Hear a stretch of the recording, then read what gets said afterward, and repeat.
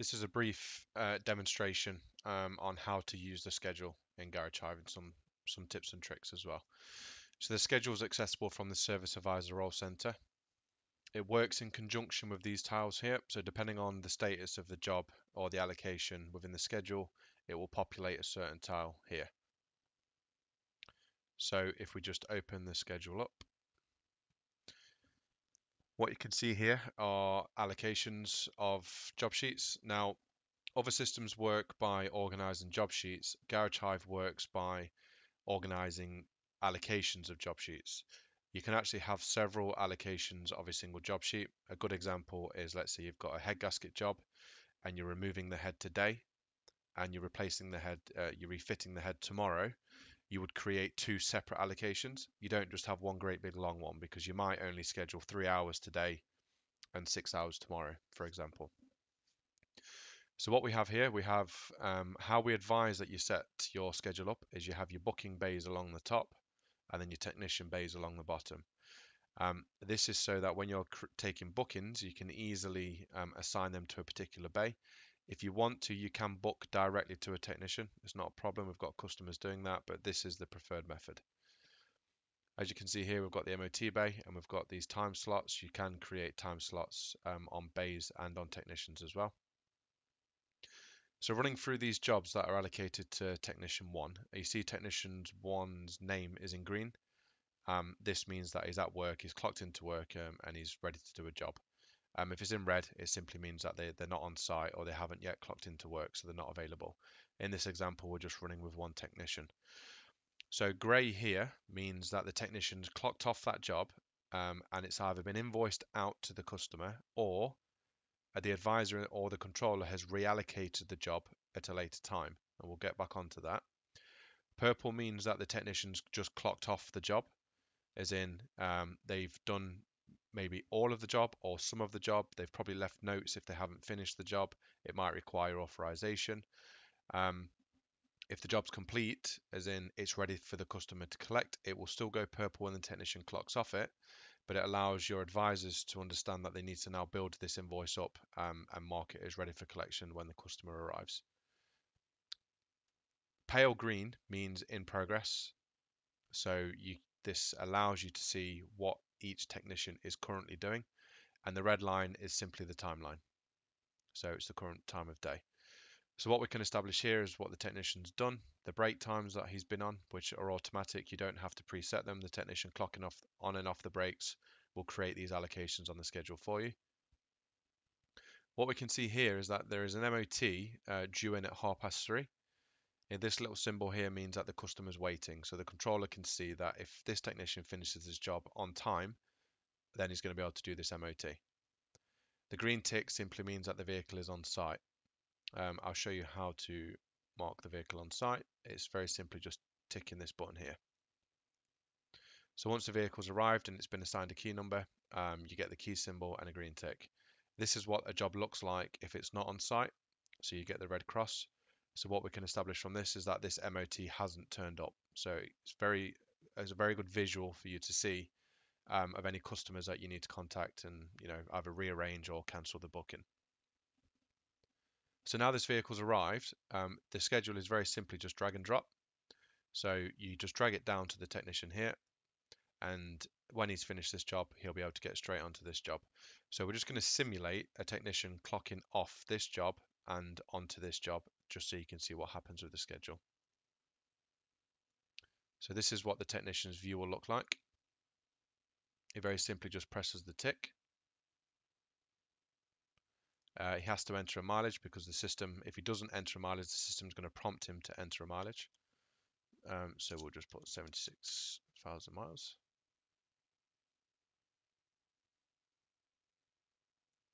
And the schedule will refresh every 60 seconds. But in this case, we're going to force a refresh, so you've got this button up here. So you can see that this job's now gone purple because he's clocked off the job. And remember, we don't know why he's clocked off yet. It could be that it's complete or it requires additional authorization or additional time. And now we're going to clock on to the next job. So the technician goes to My Tasks. And what you can see here are the 3 jobs that he's finished. and you can see that he's got one job that's pending. So this is in chronological order, depending on the status of the job. So pending will always be at the top, finished will always be at the bottom, and then it's in the time order.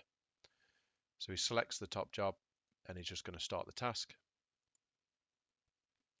Now watch here, because this is going to move up dynamically. So you see how it's just turned it pale green, and not only did it turn it green, it actually moved it up the schedule. So because this technician finished this job early and started this one early, you've now gained some time. And this is the key difference between Garage Hive and a lot of other systems, is that the schedule will react dynamically depending on what the technicians are actually doing. And that is really powerful when it comes to scheduling work and understanding what jobs you've got left and how much time you've got left in a day. You've got the visual, so we can see that this tech has got this time here, but we also have this button up here called statistics. So this will actually look at the allocation time and the amount of time left. Now this is suggesting that we've got 32 hours left because we're only using one technician and we've actually got 4 technicians. Sorry, 32 hours in total and 22 hours left. And this is because we've not marked the other technicians as on holiday. You can also see a breakdown of the type of work that you've got in here as well. So another feature of the system is we've got the ability to assign something called a standard event. Now a standard event can be a holiday, it could be training, it could be a meeting, but it's really important that you do record it on the schedule so that you book accurately. So you see here we've got standard event, and we're going to say training in this instance. So it will create an allocation. I mean, we can just say aircon course, for example. And this will create an allocation for that standard event for that technician. Now, if we look back at the statistics button, you can see the available hours have been reduced. So it does take into account not just jobs, but these standard events, which again, when you're booking work in, it's really important that you actually take everything that's going to take time away from the technician into account. So if we look back at this previous job, and let's just pretend that the technician identified that it required more time. And now we need to make an allocation for that additional time. So what we do, we can either assign it straight to the technician, or we can go into this work in progress line. So let's pretend we've got multiple technicians here and we don't yet know who's going to be doing this particular part of this job. So we're going to create an allocation. We'll say it's a couple of hours long. I'm going to select an existing job sheet. I do apologize, I forgot which job it was. SJ54. So select existing job sheet, and we'll select job 54. Now it's warning me that there is already an allocation made, which we're aware of, but you'll see what happens now is this one goes grey and this one goes blue. Now grey means it's been dealt with, you don't have to worry about it anymore. And the way it goes grey, as I've mentioned previously, is it's either invoiced out to the customer, or you've made a new allocation of it later in the day, or just at any point in time. We could have made this allocation tomorrow, and this still would have gone grey today. But grey simply means don't worry about it. So behind the red line, you're aiming for all the jobs to be grey or lime green. And lime green means ready for collection. So if we open this job up, for example, and we build the job up and we're happy that it's all ready to go, if we change the work status code to ready and close the job back down, you'll see that it's gone lime green. But that just simply means that the vehicle is just waiting to be collected. Again, it means your workshop controller doesn't have to do anything now about any of these jobs because they are grey or lime green. What he has got to worry about are these two jobs. See these two in blue, and they've both been put into the work in progress line because this job here is a new version of this job here, and this job here is a new version of this job here. So the controller now has a visual that he's not actually going to be able to get all this work done. He can clearly see that he's only got one technician here, and he's got this much this much time allocated to these two jobs, but only this amount of time to do it. So if I assign this job down to that mechanic, he can clearly see that there's just no way that this job is going to get done. So because the diary is dynamic and it is such a great visual, You can now tackle the problem before it becomes a real problem, as in the customer arrives to collect the vehicle and the vehicle is not ready for collection. So at this point, we would be contacting this customer and or this customer and just trying to put one of them off until tomorrow. And if that's the case, you right click on the allocation, you select change, and all you do is change the start date. So we'll just change the start date to tomorrow and press tab and press OK. You see the allocation's gone from today, but the first version of that job is still grey. Now, if we go to tomorrow, we can see this job is now sitting on tomorrow. So what I would actually do is just assign this job already to this technician, first job in the morning. So as that technician arrives at work, he's immediately got a job that he can be getting on with, and I can see the vehicles on site. The customer's been contacted, so their expectations are managed, and the mechanic can hit the ground running when he comes in the morning. And more importantly, when we look back at today, we can actually see we're going to get all this work done. And as a controller, I've got the comfort in that everything behind the line is grey or green. If something's purple or blue behind the line, then I know as the workshop controller that I've got a problem and I need to act on it.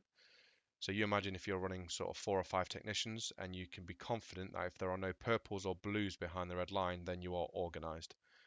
And more importantly, the statistics button at the top of the page will always inform you of the current state that you're in. So if you've got a diary full of work, at 8 o'clock in the morning, you can press your statistics button and you can see that you've got 10 hours left or 15 hours left or hopefully no hours left. And you can already plan for 5:30 at 8 o'clock in the morning because of this visual. So if we go back to the home page, what we can see now, we've got a couple of jobs ready for collection, we've got one in progress, etc. So what's happened on the schedule has been reflected here as well. So if you want to, let's say we want to make a booking for a customer and the customer says, can you make a booking for next Monday? You very simply just select the 8th and press tab. That will change the end date, and then you can very quickly see your MOT bay, for example. And at this point, this is where we could just say we want to make a booking for 1 o'clock. Select MOT booking, and then just go through the booking process. There's another nice feature actually, which I want to just very quickly show you, and that's this search preview.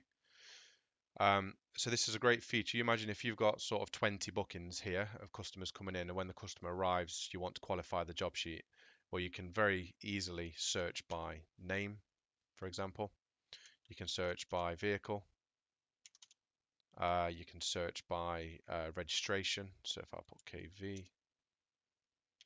So this search feature will hide all the other allocations and only show the ones that you've actually searched for. Another feature as well is if your technician hasn't clocked on or off a job, you can actually do it by right clicking and clocking off the job here. So all I've done is right click on this allocation. I can end, press OK. You see he's clocked him off that job, and then I'm going to clock him onto this one. So right click start, and that clocks him onto this job. And then we've got this one purple job here to deal with. So it's just a very quick run through of some of the features of the schedule. If you've got any questions, it'd be great to hear them. Just to wrap up, you are chasing this red line. Anything purple behind the red line, or blue for that matter, means that you have got to do something about it. You've got to authorize, mark it as ready for collection, or call the customer if the vehicle has not yet arrived. And if you're going to run out of time, start scheduling work for the following day.